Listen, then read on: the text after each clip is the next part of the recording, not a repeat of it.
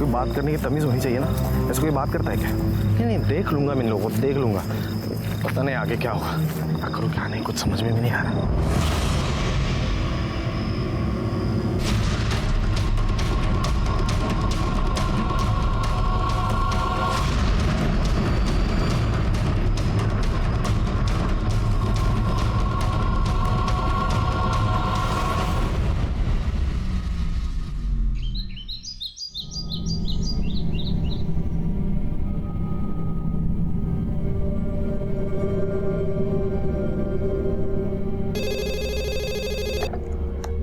नमस्कार, Chandrapur police station. क्या क्या कहाँ पे? मुझे एड्रेस बताओ।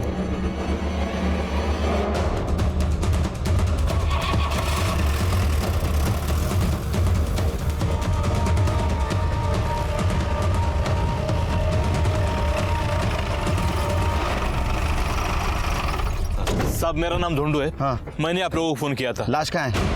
उधर आइए साहब, ये देख। कहाँ है? साहब लाश थी यहाँ, मैंने अपनी आंखों से देखी थी। कहाँ है लाश? अरे थी तो क्या खुद चल के गई? जब मैंने आपको फोन किया तब यही थी, फिर मेरी मोबाइल की बैटरी खत्म हो गई थी, मैं चार्ज करने चला गया।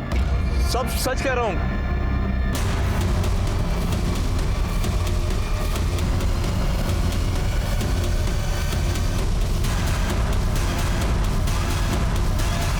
छिड़के जितना खून बहा है उस हिसाब से आदमी का जिंदा रहना मुश्किल है। मतलब लाश यहाँ थी, फिर गई कहाँ? सर हो सकता है कि जिसने मर्डर किया हो उसी ने बॉडी को गायब किया हो। ढूंढू, ये जो जिसकी बॉडी थी इसकी शक्ल वकल हुलिया वगैरह कुछ याद है? सब जैसे कपड़े पहने थे, गांव का नहीं शहर का लग रहा था। गांव में वैसे भी हम सब एक दूसरे को पहचानते हैं। 25-30 साल का हट्टा कट्टा लड़का था। तब भी शिरके इसका फोन आने के बाद तुरंत हम यहाँ आ गए और बॉडी गायब हो गई। इसका मतलब बॉडी गायब करने वाला और बॉडी इधर ही किधर आसपास रहेगा। पूरा एरिया सील कर दो, छान मारो एरिया, अपने खबरियों को काम पे लगा दो। तो बॉडी मिलना बहुत जरूरी है शिरके।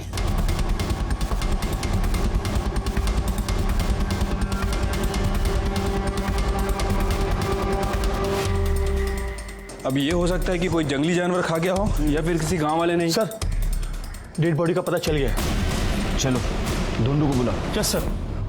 पुलिस की नौकरी करने के बावजूद भी मुझे ऐसा कभी नहीं लगा कि मेरे सामने कोई चौंकाने वाला केस नहीं आएगा, क्योंकि जब भी ऐसा लगता है कोई हैरान करने वाला केस मेरे सामने आ जाता है। नमस्कार, मैं सीनियर इंस्पेक्टर सुनील केलकर आप सबका स्वागत करता हूं क्राइम पेट्रोल दस्तक के इस भाग में। आज मैं आपको 2016 का एक केस दिखाने जा रहा हूं। वैसे मर्डर केस मेरे लिए कोई बड़ी बात नहीं है और हर मर्डर केस में हथियार और बॉडी दोनों मिलना बहुत जरूरी है। लेकिन इस मर्डर केस में हथियार क्या, बॉडी भी गायब थी। और जब बॉडी मिली तो जिस हाल में मिली उसने हमारी मुश्किलें और बढ़ा दी। हर जुर्म होने से पहले विक्टिम को दस्तक जरूर मिलती है, लेकिन इस केस में दस्तक हमें मिल रही थी कि ये केस सॉल्व करना कोई आसान काम नहीं था।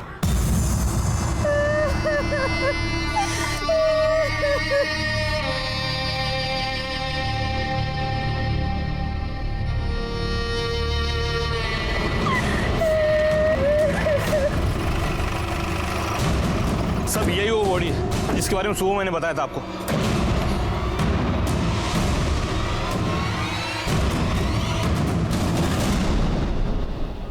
कौन लेके आ रहे बॉडी को इधर? मैं लाया साहब। वारदात की जगह से छेड़खानी करना कानून अपराध है, पता नहीं तेरे को?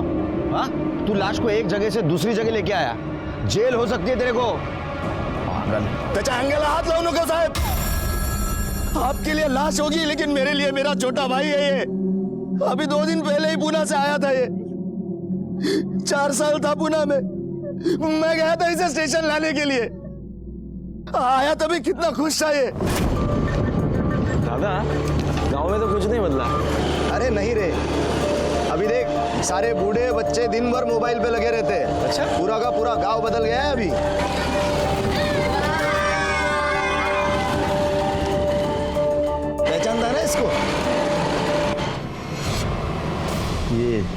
बाइक के पीछे बैठा था, ये दिनू का छोटा भाई ना। बस ये आज भी नहीं बदला। इसका और अपना झगड़ा आज भी चालू है। अभी पिछले महीने में इससे मेरा झगड़ा हुआ था। वो तो बाबा बीच में आ गए, वरना बहुत मारता मैं इससे। दादा एक मिनट, ये गंगे है ना? हाँ वही गंगे, पगली का भाई। जब से उस पगली ने कुएं में कूदकर जान दी है, बहुत अकेला हो गया बेचारा। छोड़ जाने दे, चल। दादा मुझे मिलना है उससे। गंगा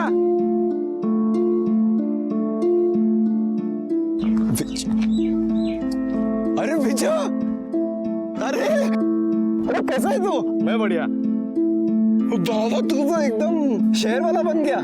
देख कैसा कपड़ा पहना है तू, मस्त एकदम, बाल भी बनाया एकदम। अरे क्या जूते लग रहे तू तो।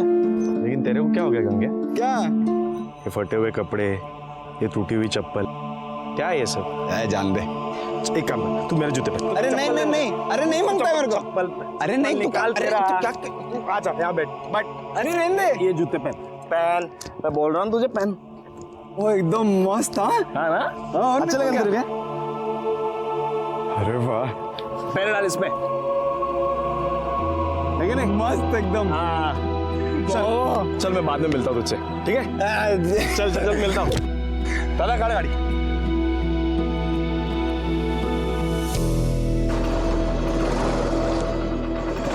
दादा अभी तो बताओ क्यों बुलाया मुझे? अरे तो आज तर चल, सब बताता हूँ क्यों बुलाया है। दादा घर तो बहुत बढ़िया बनाया आपने। हाँ सब अकेले ने बनाए हैं, दिन रात मेहनत करके घर बनाया है। सोचा था दोनों भाई मिलकर घर बनाएंगे, पर कोई नहीं, तू भी तो वहाँ काम ही तो कर रहा था। चल। अरे आई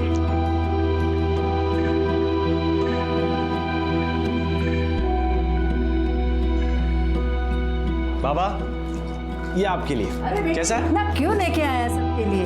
आई वो छोड़, ये तेरे लिए कैसा है बता? छान आहे हा?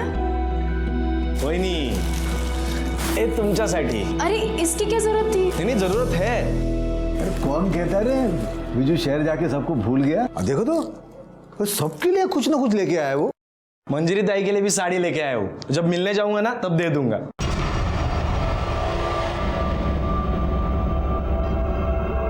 क्यों, क्या हुआ?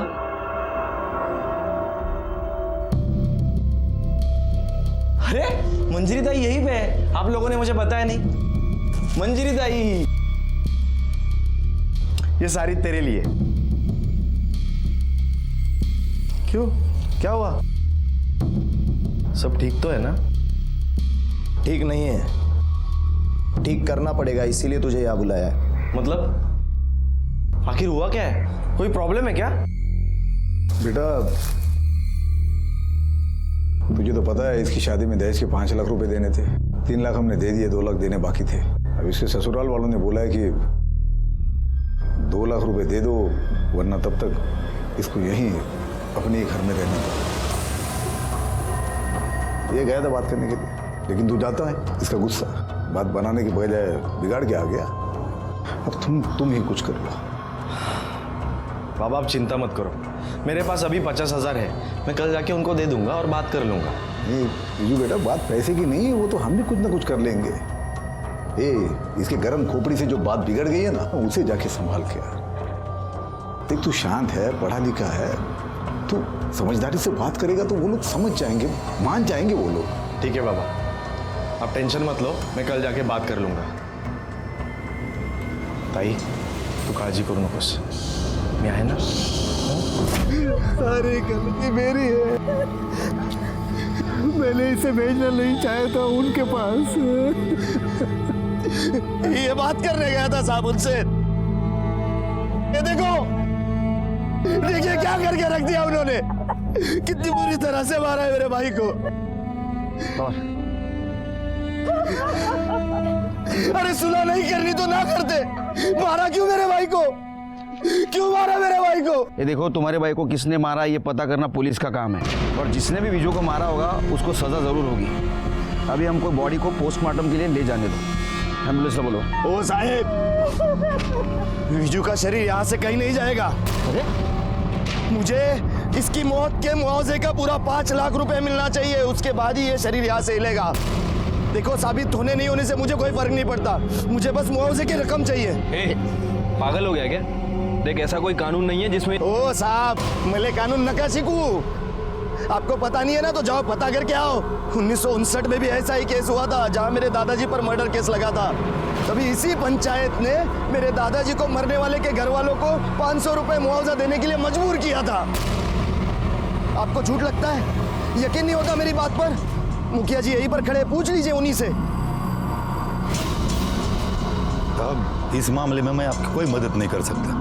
दीनू बराबर बोलून राहिला है, वो मुआवजा मिलने के बाद ही अंतिम संस्कार हो पाएगा।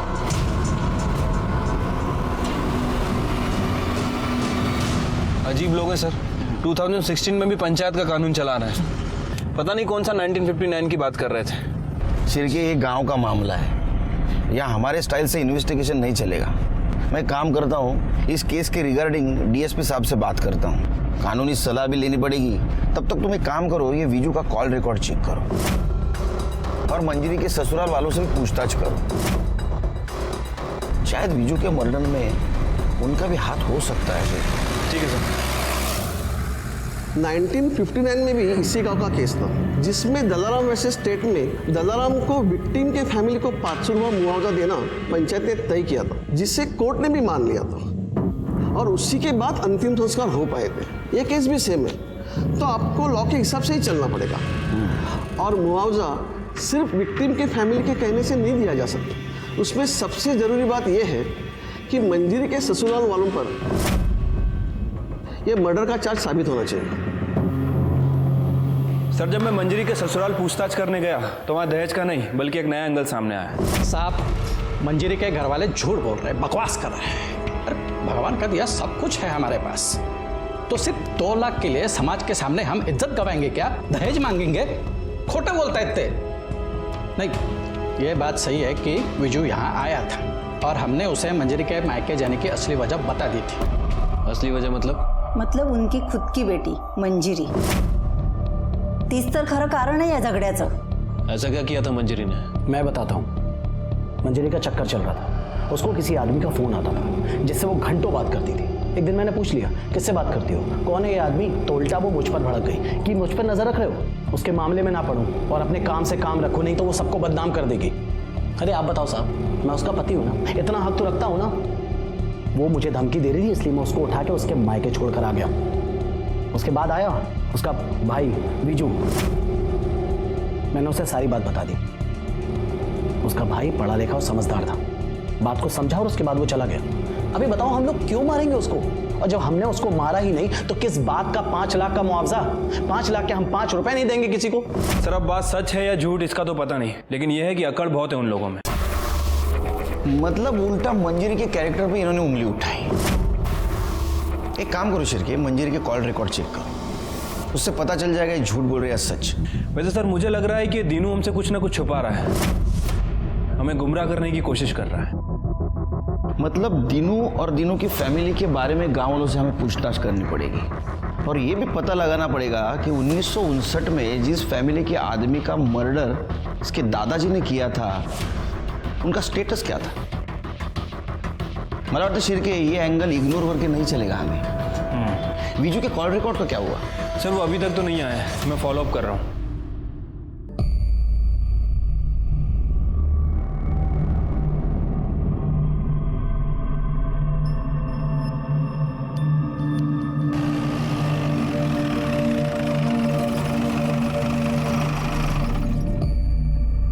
सिरके देखा, उसका भाई मरा है, बॉडी बाजू में पड़ी है और ये पत्ते खेल रहा है।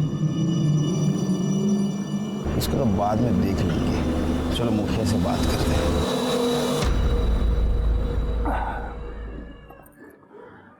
देखिए साहब, बिना मुआवजा दिए तो अंतिम संस्कार नहीं होगा, क्योंकि 1959 में ये दीनू के दादा ने भी लालजी राव के मर्डर का मुआवजा दिया था, तभी अंतिम संस्कार हुआ था। ये लालजी राव की फैमिली गांव में रहती है अभी भी? हाँ है ना साहब, उसका पोता जगया इसी गांव में रहता है। अब इतने साल बीत गए साहब, मगर दोनों परिवार में आज भी नहीं बनती है। एक दूसरे को मारने के लिए तैयार ही रहते हैं। और दूसरी तरफ वो मंजरी का ससुराल। अब देखिए साहब, पंचायत ने अपना फैसला उन तक पहुंचा दिया मगर मानने को तैयार ही नहीं। ये मंजरी के बारे में क्या ख्याल है आपका? नहीं, उसके ससुराल वालों का कहना है कि वो किसी दूसरे आदमी की वजह से उसको मायके भेज दिया गया था। अरे नहीं साहब, मुझे नहीं लगता मंजरी का कुछ ऐसा वैसा चक्कर होगा। साहब अपने गांव की बेटी है, हमने बचपन से देखा है उसे। एक गांव छोटा है साहब, एक दूसरे की खबर रहती है। अगर ऐसा कुछ होता तो मुझे तो जरूर सुनाई देता। साहब मुझे तो लगता है कि ये सब वो दिनू और उसके परिवार की गलती है। गलती मतलब? अब देखिए ना साहब, एक आध आदमी शादी करते समय जात बिरादरी औकात देख के शादी करता है। अगर तुम जात बिरादरी औकात से बाहर निकलोगे और ऐसा दिखावा करोगे तो ये सब ऐसा ही होगा ना साहब। मैं समझा नहीं। मतलब साहब, मतलब मैंने सुना है ऐसा कि लड़के वालों ने अपने औकात के हिसाब से 5 लाख रुपए मांगे थे इनके पास, मगर ये आज तक दे नहीं पाए, इसलिए मंजूरी को उसने मायके लाके छोड़ दिया। अरे खोटा बोलो रहने दे, झूठ बोले वो लोग। मैंने मेरे बीजू को मारा, अब मेरी बेटी को बदनाम कर रहे हैं वो लोग।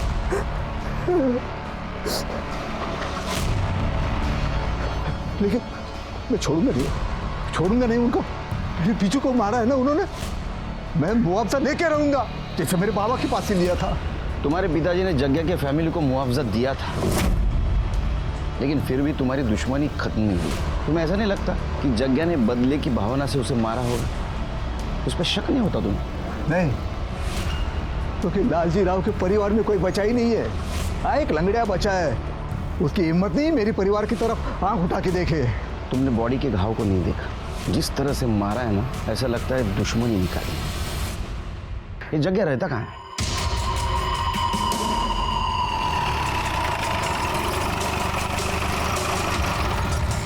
उठा इसको। चलो उठ रे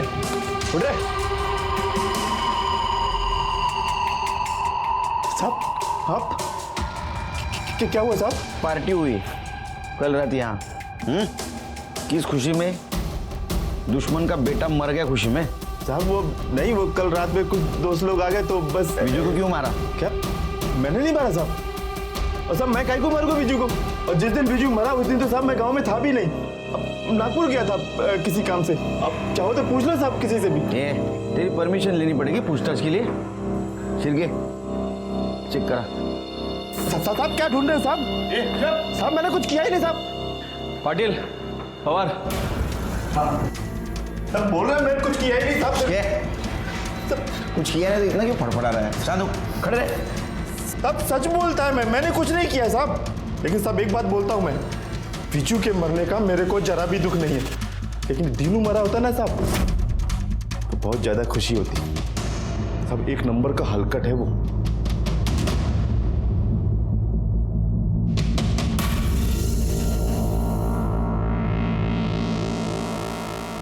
सर कुछ नहीं मिला। शिरके इसके नागपुर के डिटेल्स चेक करो और इसका बयान क्रॉस वेरीफाई करो। गांव से बाहर नहीं जाने का। नहीं जाएगा साहब, मैं काहे को जाएगा?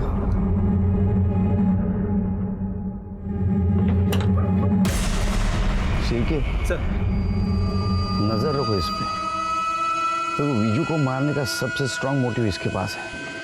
इसके कॉल रिकॉर्ड और मोबाइल लोकेशन चेक करो। सिर्फ बॉडी की हालत खराब होने से पहले कुछ करना पड़ेगा हमको। लेकिन सर हम क्या कर सकते हैं? 24 घंटे कोई ना कोई आदमी बॉडी के पास रहता ही है। ऐसी हालत में पोस्टमार्टम भी नहीं करवा सकते। अपना एक्सपीरियंस तो यूज कर सकते हैं।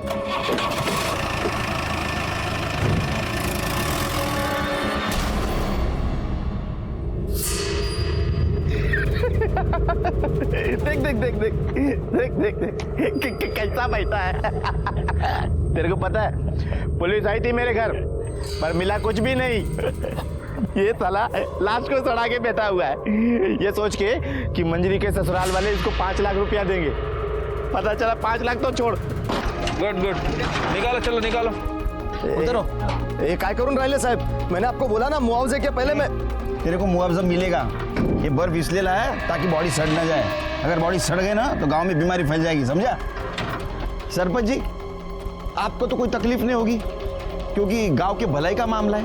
ठीक है साहब, लगा लो बर्फ। पक्की करना हमको। हाँ चलो, निकालो निकालो, हाँ निकालो, इधर लाओ इधर।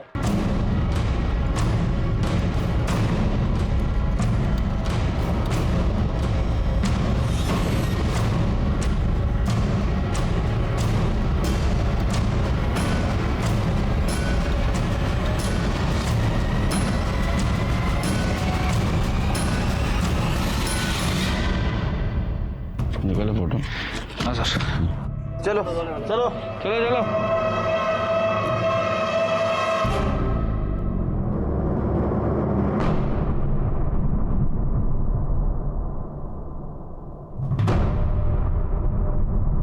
सर। शिरके, ये घाव देख के लगता है कोयते से मारा है, और जिस फोर्स से मारा है लगता है बदला लिया है। हो सकता है सर, वैसे इस तरह के हथियार लोग गांव में अक्सर यूज करते हैं, जो खेतों में काम भी आते हैं और जरूरत पड़ने पर हथियार भी बन सकते हैं। नहीं तो मुझे क्या लगता है शिरके, एक काम करना पड़ेगा। Sir, sugar. अरे रहने दे यार, एनर्जी आती है। हाँ तुम क्या बोल रहे थे? सर ये वीजू के कॉल रिकॉर्ड है। इनके हिसाब से गांव आने के एक दिन पहले दीनू ने वीजू को नहीं बल्कि वीजू ने दीनू को कॉल करके बुलाया था। वो हमसे झूठ बोल रहा था सर। झूठ बोलने की कुछ वजह हो सकती है, इसमें दिख रही है वजह? हाँ सर, ये देखिए, ये एक नंबर है जो गांव आने के बाद वीजू अक्सर बात करता था, और फोन लोकेशन के हिसाब से वीजू की लोकेशन मंजरी के ससुराल की दिखा रही थी, और ससुराल से वापस आने के बाद उसने इसी नंबर पे बात की थी। इस नंबर के बारे में इंक्वायरी निकाली तो पता चला कि पूना का नंबर है और किसी ज्योति के नाम रजिस्टर्ड है। एक और बात सर, ससुराल से वापस आते वक्त उसका फोन रात 8 बजे से सुबह के 5 बजे तक इसी लोकेशन पर था, और इसी लोकेशन पे उसका फोन स्विच ऑफ भी हुआ। बैटरी भी तो डाउन हो सकती है। शिरके, दीनू के मुताबिक दोनों भाइयों में बहुत प्यार था। वीजू पुणे में रहने के बावजूद भी फैमिली से बहुत अटैच था, लेकिन कॉल रिकॉर्ड में ऐसा कहीं भी नहीं दिख रहा है, क्योंकि बहुत कम बार उसने अपने फैमिली वालों से या दीनू से बात की। लेकिन पुणे के इस नंबर से उसने रोज बात की। पुणे जाने की तैयारी करो शिरके, ये कॉल रिकॉर्ड का चक्कर पुणे में सॉल्व होगा।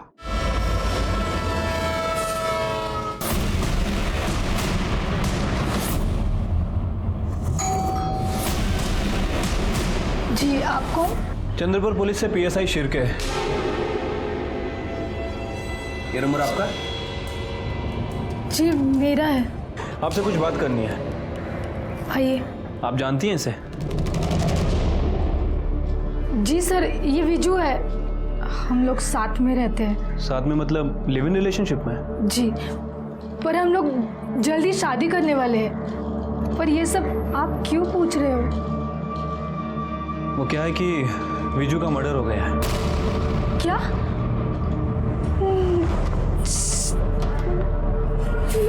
ये कैसे हो सकता है सर?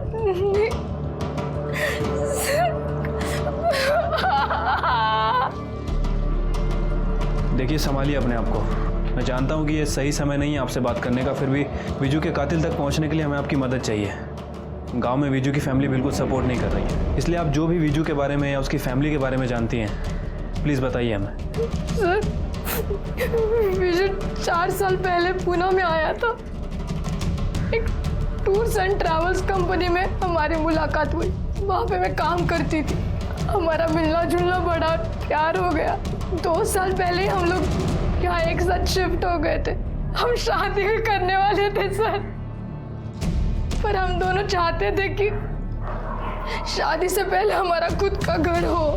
विजू ने कहा कि गांव में उसकी बहुत सारी जमीन है, अगर वो अपना हिस्सा बेच देगा तो यहाँ घर खरीद सकते हैं। इसलिए उसने अपने भाई को फोन किया और कहा कि गांव आ रहा है। पूरे 4 साल बाद आया तू, वो भी अपना हिस्सा मांगने? कुड़ी खाऊं रहेगा तुझा हिस्सा? कोई नहीं खा रहा तेरा हिस्सा, हम भी तेरे भले के ही सोच रहे हैं। ये देख, ये लड़की देखी है तेरे लिए। अरे इसके घर वाले पूरे 5 लाख रुपया देने को तैयार हैं। इनसे 5 लाख ले लेंगे और फिर। आप लोगों को समझ में नहीं आ रहा क्या? मैं यहाँ पे शादी करने नहीं, अपना हिस्सा मांगने आया हूँ। विजू, देखिए, मैंने लड़की पसंद कर ली है, पुण्याची है, ज्योति नाम है उसका। मैं उसी से शादी करूंगा। आप लोगों से अपना हिस्सा लूंगा और वहां पे अपना खुद का घर बांधूंगा। मुझे आप लोगों से और कुछ नहीं चाहिए। हमें भी कुछ नहीं चाहिए तुझसे, समझा ना? वो तो इस मंजीरी के बारे में सोच रहे हैं हम कि तेरी शादी के बाद 5 लाख ले लेंगे और उसमें से 2 लाख इसके ससुराल वालों को दे देंगे ताकि ये भी अपने घर में जा सके। लेकिन तुझे तो अपने अलावा किसी की पड़ी ही नहीं है कुछ। दादा, आपको मंजीरी ताई का प्रॉब्लम सॉल्व करना है ना, मैं कर दूंगा, मैं देख लूंगा, कल जाके मैं बात कर लूंगा। लेकिन इसके अलावा मैं आप लोगों के लिए कुछ नहीं कर सकता। देख विजू, अगर तुझे हिस्सा चाहिए ना तो तुझे उसी लड़की से शादी करनी होगी जिससे हम लोग कह रहे हैं, वरना अगर अपनी मर्जी से शादी करनी है ना तो हिस्सा विस्सा भूल जाना। और अच्छा सुन, यहाँ 2-3 दिन और रुकना पड़ेगा। अरे यार, अभी चेक किया, वो प्रॉपर्टी में मेरा नाम ही चढ़ाया नहीं गया है। वो सब ठीक करने में 2-3 दिन तो लगेगा ही ना। और मंजरी ताई की ससुराल की प्रॉब्लम भी तो सॉल्व करनी है। अच्छा ठीक है, अपना ख्याल रखना। हाँ, लेकिन वीजू की फैमिली ने हमें ये नहीं बताया कि वीजू वहाँ पे अपना हिस्सा लेने गया था। सर वो उसी के लिए गया था, उसने मुझे बोला नहीं, और मैं समझ गई थी कि बंटवारे को लेकर बहुत टेंशन है सर। ज्योति के साथ बात करने के बाद इस केस का एंगल जो सामने आया वो काफी स्ट्रांग था। अब ये केस बंटवारे और आपसी झगड़ों का ज्यादा लग रहा था। दीनू और मंजीरी के ससुराल वालों का झूठ सामने आया था और मंजीरी के कॉल रिकॉर्ड में किसी भी अनजान व्यक्ति का नंबर नहीं मिला था। लेकिन ये सब होने के बावजूद भी कातिल कौन है ये हमारे समझ में नहीं आ रहा था। और इस केस को जल्द से जल्द सॉल्व करना जरूरी था क्योंकि वीजू की बॉडी को चौराहे पे पड़े 4 दिन बीत चुके थे और हमारे पास वक्त बिल्कुल नहीं था।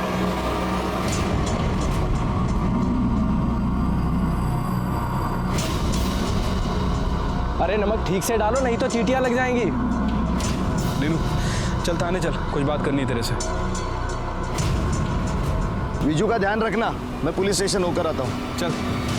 तूने बताया विजू को तूने बुलाया था मंजीरी के ससुराल बात करने के लिए, लेकिन हमें ऐसा पता चला है विजू खुद आया था प्रॉपर्टी के बंटवारे की बात करने के लिए। साहब ये कौन बोला आपको? ज्यादा शाना समझ रहा खुद को, जितना पूछ रहे हैं उतना जवाब दे। हिस्सा मांगा था या नहीं? साहब हिस्से की तो बात ही नहीं आती है साहब। वो तो 4 साल से पूना में है, यहाँ 4 साल से मैं खेती कर रहा हूँ, सारी की सारी रसीद मेरे नाम पे। और आप तो जानते ही है जो खेती करता है उसी के नाम पे जमीन होती है। और ऐसा नहीं भी हुआ तो विजू इतना लालची इंसान नहीं था, उसे पैसों की क्या जरूरत साहब, वो तो अच्छा खासा कमा रहा था वहां पर। जरूरत थी, वो शादी करना चाहता था, उसको घर बनाने के लिए पैसे चाहिए थे, है ना? ओ आत्ता मले समजून राहिले, ते पूना वाली लड़की ने आपके कान भरे है ना? आप हो क्या है पूना? नहीं साहब, विजू भी दिन भर उसके साथ फोन पर लगा रहता था। उसे क्या लगता है वो हमसे हिस्सा मांगेगी और हम दे देंगे? एक फूटी कौड़ी तक नहीं देंगे साहब उसे हम। साहब मैं आपसे भी कहता हूँ, इधर उधर पूछताछ करने से कुछ नहीं होगा। आप सीधे मंजीरी के ससुराल वाले से जाकर सख्ती से पूछिए, आपको सब सच पता चल जाएगा, आपका काम हो जाएगा, मुझे मुआवजे की रकम मिल जाएगी और मैं विजू का अंतिम संस्कार कर सकूंगा। तू पुलिस को सलाह देगा, हमें सिखाएगा? हमें पता है क्या करना है क्या नहीं। वो तू सच बता, तेरा हाथ है या नहीं? तेरा अगर इसमें हाथ निकला ना तो तेरा अंतिम संस्कार कर दूंगा। सर मुझे लगता है कि इस दीनू ने सिचुएशन का फायदा उठाया होगा, क्योंकि जिस तरह से इस दीनू का नेचर है, आई एम श्योर वीजू के साथ इसका कोई ना कोई बात को लेकर झगड़ा हुआ होगा। और सर दूसरी तरफ है मंजरी के ससुराल वाले, हो सकता है कि दीनू ने ही वीजू को मंजरी के ससुराल भेजा हो और वीजू का मर्डर कर दिया हो। उसे लगा हो कि इस मर्डर का सारा इल्जाम मंजरी के ससुराल वालों पे आ जाएगा और वो साफ बच निकलेगा। ये शिरके, लेकिन ये दीनू के खिलाफ हमारे पास कोई ठोस सबूत नहीं। उसके खिलाफ अगर हमने कोई कार्रवाई की तो उसके सपोर्ट में जो गांव वाले हैं और जो मंजरी के ससुराल के खिलाफ है वो सब हमारे खिलाफ हो जाएगा। तुम एक काम करो शिरके, कल मंजरी के ससुराल के पड़ोसियों से पूछताछ करो, देखो कुछ क्लू मिलता है क्या। शक्कर बहुत कम है, चलो निकलते हैं। शिरके वो, अरे बाबा गेला नहीं अजून? तुम्हारे ड्यूटी का टाइम तो खत्म हो गया। नहीं साहब, वो पुराने केस की मैं एंट्री ढूंढ रहा हूँ सर, मिल जाएगी वैसे चला जाऊंगा। Good night. Good night sir. Good night Pawar. Good night sir.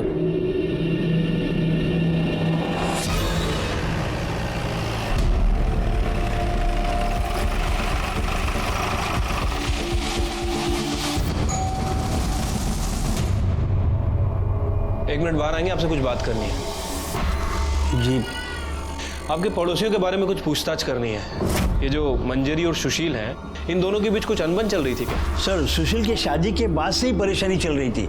वैसे बहुत बदतमीज लोग हैं सर, पैसे का बहुत घमंड है उनको, इंसान को इंसान नहीं कहते सर। अच्छा, ये मंजरी का जो भाई है विजू, ये आया था यहाँ पे, देखा था क्या आपने? हाँ साहब, विजू यहाँ आया था, उसके साथ भी उन्होंने वैसे ही बदतमीजी किया।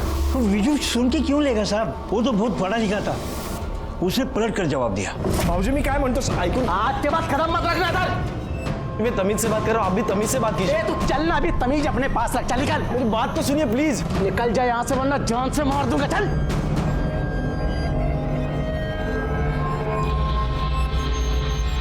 चल निकल गया। चल चल।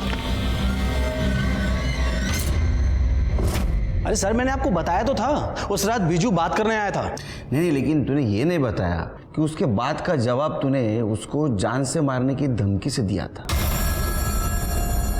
क्या झगड़ा था उसके साथ, सच बता, वरना घमंड तोड़ना अच्छी तरह से आता है हमें।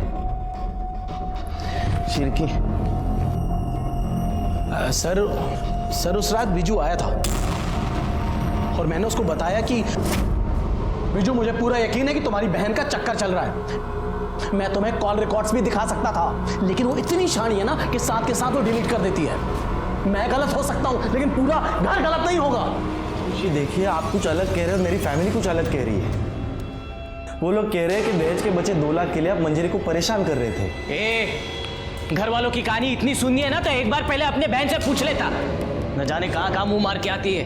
2 लाख क्या 2 करोड़ भी दोगे ना, तो उस जैसी को हम अपने घर में नहीं रखेंगे, समझ ला। अभी यहाँ से निकल और दोबारा मत दिखना।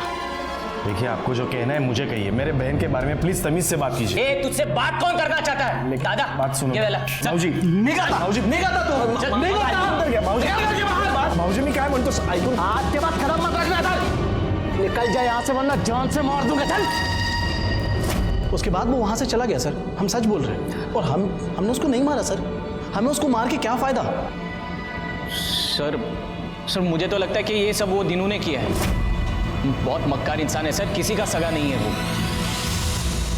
मंजरी के ससुराल वालों के पड़ोसियों ने हमें जो इन्फॉर्मेशन दी, उसके मुताबिक हमने मंजरी के पति और देवर को इंट्रोगेट किया, लेकिन हमें उन्हें छोड़ना पड़ा क्योंकि उनके खिलाफ हमारे पास कोई सबूत नहीं था और हमारा केस फिर से वहीं आके रुक गया। पर इधर विजू की बॉडी की हालत दिन ब दिन खराब होती जा रही थी। जैसे ये बात मीडिया को पता चली, ये केस लाइमलाइट में आ गया और हमारी मुश्किलें कम होने के बजाय बढ़ गई। आज पूरे 6 दिन हो चुके लाश को यहाँ रखे हुए। लाश काफी हद तक सड़ चुकी है, बावजूद इसके पुलिस इस मामले को हल करने में नाकाम रही है। गांव में बीमारी फैलने की आशंका है। सबसे शर्मनाक बात तो ये है कि एक इंसान के मरने के बाद भी उसका सरेआम तमाशा बनाया जा रहा है। फिलहाल कहा नहीं जा सकता कि ये तमाशा और कितने दिन चलेगा। मैं चंद्रपुर से रिपोर्टर नीतू, कैमरामैन अखिल के साथ धन्यवाद। अरे तूच समजून घेत नाहीस मला, तर बाकीचे काय समजून घेणार? अरे तू देख रही है ना कितना टेंशन है। हाँ, न्यूज़ देख रही है ना, मीडिया वाले कितने पीछे लगे हमारे। अरे हाँ बाबा, पहुंच रहा हूँ आधे घंटे में घर में। स्लो कर।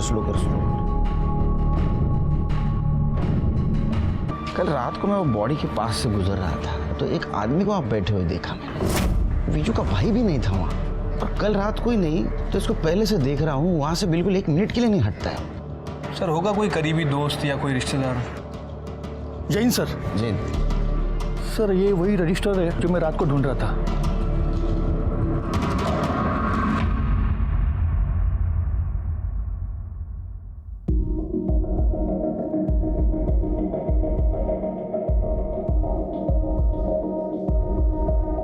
आलोक, पवार, इन दोनों केस का आपस में क्या संबंध है? सर, जो आदमी 6 दिन से बिजू की डेड बॉडी के पास बैठा है, उसकी बहन मुक्ता की FIR कॉपी है। और सर, मुक्ता ने 4 साल पहले कुएं में कूदकर खुदकुशी की थी। उसे सुसाइड मानकर ये फाइल क्लोज की गई और तब जस्ट मेरी पोस्टिंग नई यहाँ पे हुई थी सर। लेकिन पवार, ये मुक्ता का सुसाइड केस और विजू का मर्डर केस, इन दोनों का आपस में क्या संबंध है? संबंध है सर। सुनने में आया था कि मुक्ता विजू से प्यार करती थी, उसे शादी करना चाहती थी। शिरके, गन्या को लेके आओ। साहब, विजू दोस्त था मेरा, 4 साल बाद भी वापस आना गांव में साहब। मेरी फिक्र थी साहब, चिंता थी उसको। ये देखो साहब, अपना जूता निकाल के दिया उसने मेरे को। बहुत प्यार करता था साहब मेरे से, मैं भी बहुत प्यार करता था उसको। मैं कैसे मार सकता हूँ साहब अपने दोस्त को? अच्छा, ये वही दोस्त है ना जिसे तेरी बहन मुक्ता प्यार करती थी, शादी करना चाहती थी, और जब ऐसा नहीं हुआ तो उसने खुदकुशी कर ली। साहब मुक्ता के बारे में पूरा गांव जानता था साहब कि वो एडी है, किसी से भी प्यार होता था साहब उसको। तो एक बार बोली बकरे से प्यार है मेरे को, बकरे से शादी करनी। मैं कह तो आप सोचो साहब, ऐसे बहन को मैं कैसे अपने दोस्त के गले बांधता साहब? एकदम दिमाग से कमजोर थी साहब, शादी के बारे में मैं सोच ही नहीं सकता साहब। पागलपने में कुएं में कूद गई। सच बोल रहे हैं? सच बोल रहा हूँ साहब, मैं दोस्त था साहब मेरा, मैं तो मार ही नहीं सकता उसको। प्यार करता था मैं उसको, न खाना खाया जा रहा, न काम किया जा रहा। क्या काम करता है तू? हाँ साहब। काम क्या करता है तू? मैं साहब ये खेत में मजदूरी करता हूँ साहब, मैं लोगों के ये फसल लगाना काटना यही सब काम करता हूँ साहब। मैं गरीब आदमी हूँ साहब।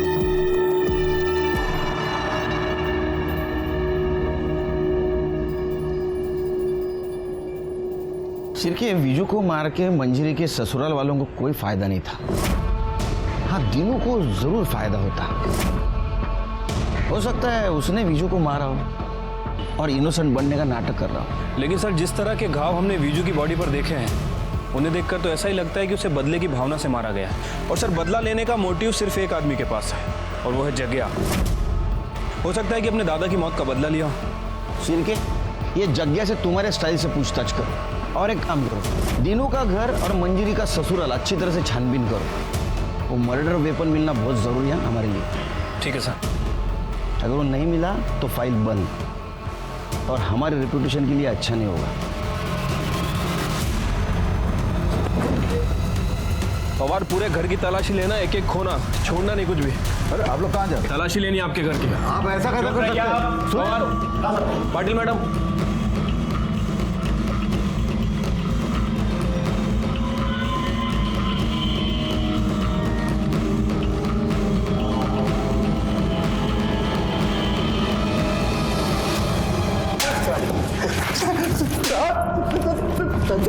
मार मार के तेरी खाल उधेड़ दूंगा। बाल भाई शपथ साहब, हमने नहीं मारा विजू को। साहब बोल रहा है, झूठ बोल रहा है साहब। कहीं को झूठ बोलेगा साहब? वो दिन हम लोग नागपुर गए थे, कैसे मारेगा साहब हम उसको? अगर पता चला ना कि तुम तीनों झूठ बोल रहे हो, खैर नहीं है तुम तीनों की।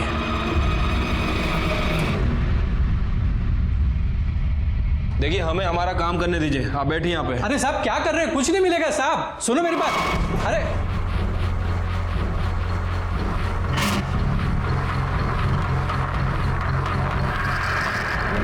और कुछ मिला? नहीं साहब, कुछ नहीं मिला।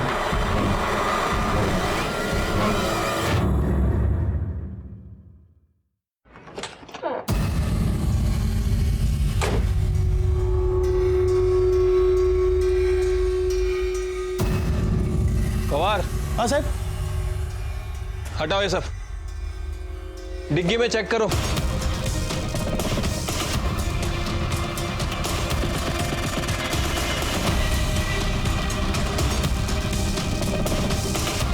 कुछ मिला? नहीं साहब, गाड़ी में कुछ नहीं मिला।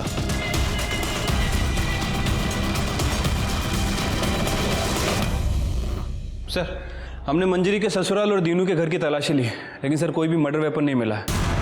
और वो जगिया के दोस्तों से भी पूछताछ की है। सर, उन सभी का यही कहना है कि उनने विजू को नहीं मारा है। सबके बयान को क्रॉस वेरीफाई किया है, सबकी एलिबाई को भी चेक किया है। उस दिन सब लोग नागपुर में थे।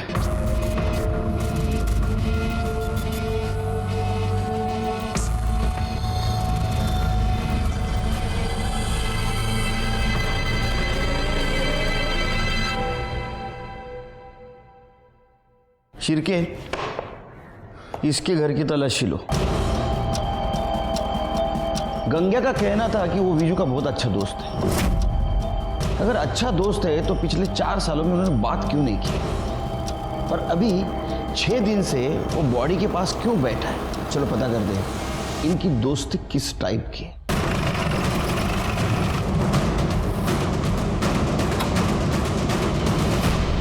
शिरके, घर का हर कोना छान मारो। पवार, उधर जाओ।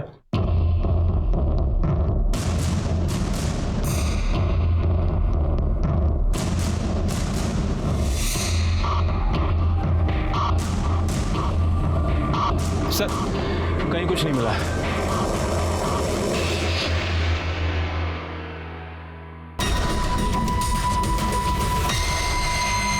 अरे नमक ठीक से डालो नहीं तो चींटियां लग जाएंगी।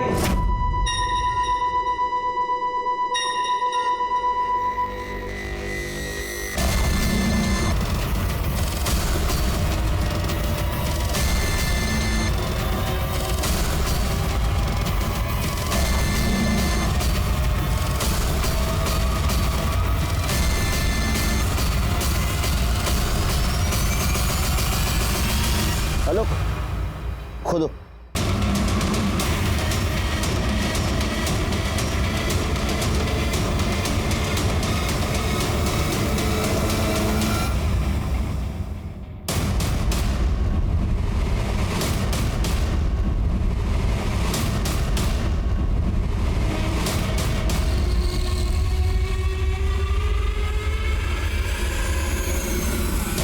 मैंने क्या बोला था शिरकी?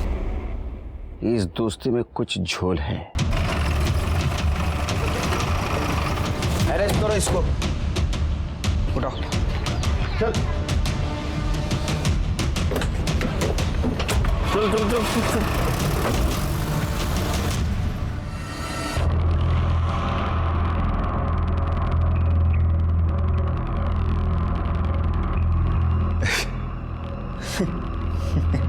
मतलब आपको मिल ही गया ये?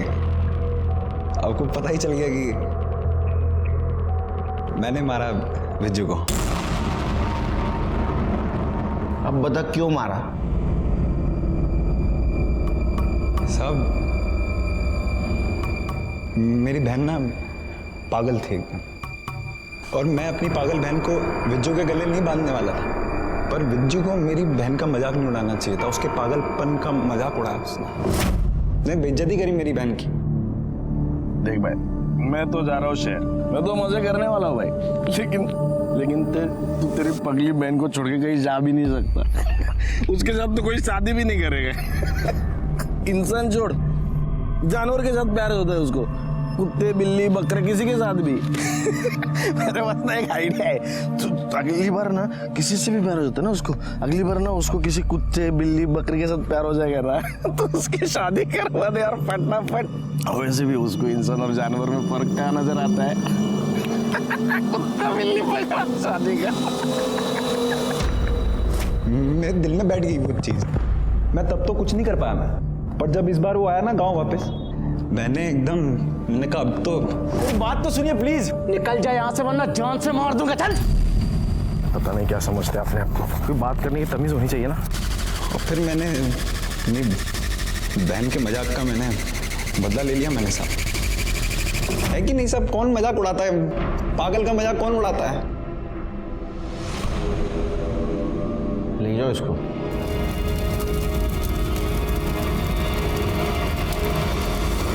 एक चींटी हाथी को भी नचा सकती है, कहावत तो सुनी होगी आपने।